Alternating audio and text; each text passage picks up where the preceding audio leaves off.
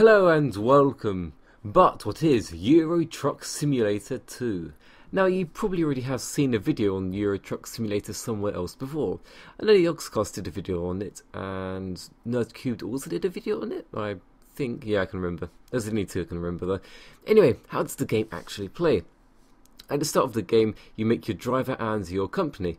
There's a few different options which you can go from there, but to be honest, there's only real one place you should go, because it's the only one which you can do straight off from the beginning, which is Quick Job, which gives the user a list of different types of cargo which they can take, and depending on the company you get a different truck to take the cargo, and then you'll take the cargo to its destination later on. Or, if the player has their own truck which they can get later on in the game, then they can choose the freight market, which lets them see the available freights to pick up and where they will take it and where they have to go to pick up the freight at the first part.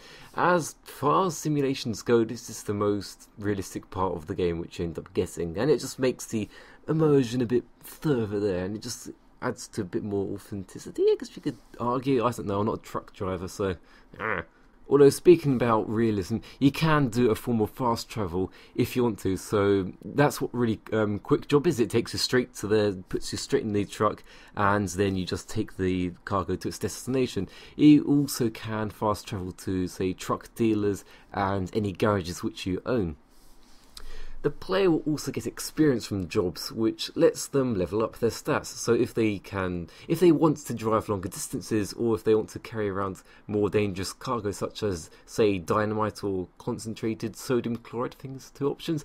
And this will allow the user to get even more experience from the jobs, because you're carrying something more dangerous, and also basically danger money as well.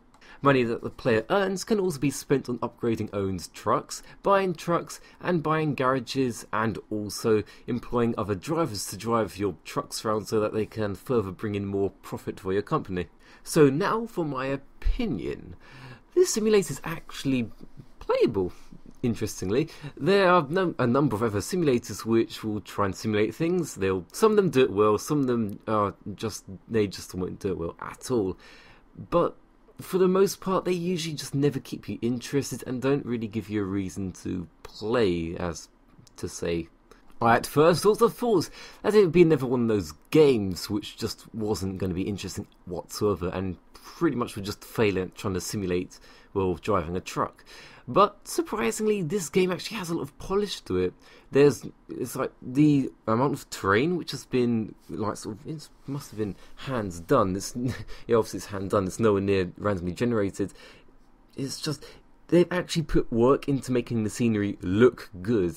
And they even have like roads going off to the side. You can't go down them. You can't even get to some of the roads. But you still have all this traffic driving up and down it. And it actually makes the world feel like it's actually alive.